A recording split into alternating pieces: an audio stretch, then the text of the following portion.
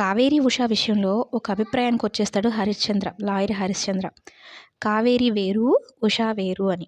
సత్యంకి అదే మాట చెప్తాడనమాట. సత్యమేమో మనసుతో చూడు హరి, మన కావేరిలానే అనిపిస్తుంది కదా అంటే, మనసుతోనే చూసి చెప్తున్నాను సత్యం, కావేరి కాదు ఉష అని కాస్త సిగ్గుపడుతూ చెప్తాడనమాట. అంటే ఈ ఉషతో ఆయన ప్రేమలో పడిపోయాడని.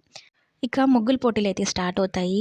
అందరూ ప్రార్థనా గీతంతో స్టార్ట్ చేద్దాము అంటే, ఉష ప్రార్థనా గీతం రొటీన్ అట్లా కాదు డిఫరెంట్‌గా అని చెప్పని మాస్ బీట్‌తో డాన్స్ వేస్తదనమాట. ఇక ఉష డాన్స్‌లేస్తూ ఉంటే సత్యం కానీ, చిన్ని కానీ షాక్ అయ్యి చూస్తూ ఉంటారు. మన కావేరి అలా వెళ్ళదు కదా! అలా డాన్సులు వేయదు కదా! అసలు ఏంటి ఈ అమ్మాయి అన్నట్టుగా. అంటే వీళ్ళందరిని నమ్మించడం కోసమే అనమాట. కావేరి వేరు, ఉష వేరు అన్నట్టు తెలియజేయడం కోసమే ఇలా చేస్తూ ఉంటుందనమాట. ఇంకా అదే సమయంలో దేవ కుటుంబంతో సహా గుడికైతే వెళ్తాడు. ఇంకోవైపు ముగ్గుల పోటీలు జరుగుతూ ఉంటాయి. అదే పోటీలకి దేవ కుటుంబంతో పాటు వెళ్తూ ఉంటాడనమాట.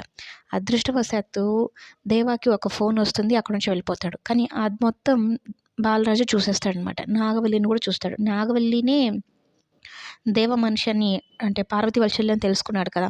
ఎలాగోలా డైవర్ట్ చేయాలి. వీళ్ళిద్దరిని చూడనివ్వకూడదు. వీళ్ళిద్దరికీ ప్రమాదమే అన్నట్టు తన మనిషిని పంపించి ఆ నాగవల్లి వాళ్ళు ఆ ముగ్గుల పోటీలకి రాకుండా అటునుంచి పంపించేలాగా ప్లాన్ చేస్తాడనమాట. ఒక రకంగా చెప్పాలి అంటే భార్య బిడ్డలిద్దరిని ఆ నాగవల్లి కంట, దేవ కంట కనపడకుండా కాపాడుకున్నాడు అన్నట్టు చెప్పొచ్చు. కానీ అంత పెద్ద జాతర, ముగ్గుల పోటీలో ప్రైజులు ఇవన్నీ చూస్తూ ఉన్నప్పుడు కనిపించకుండా ఎలా ఉంటారు? ఖచ్చితంగా కనిపిస్తారు. చిన్ని కానీ, ఈ కావేరి కానీ. కావేరిని చూస్తే అదే ఉషాని చూస్తే చాలు ఇంకా ఆటోమేటిక్‌గా ఆ కథంతా మరో మలుపు తిరిగిపోతుందనమాట. మరి దేవాకి, ఇలా నాగవల్లికి ఇద్దరికీ ఒకేసారి కనిపించే అవకాశం అయితే ఉంది. ఓవైపు దేవ, నాగవల్లి గనక ఈ ఉషని గాని చూస్తే కథ ఎలా ఉంటుందో! సూపర్ ట్విస్ట్ అయితే జరుగుతుంది. అది ఎప్పుడు జరుగుతుందనేది కమింగ్ ఎపిసోడ్‌లో జరుగుతాం.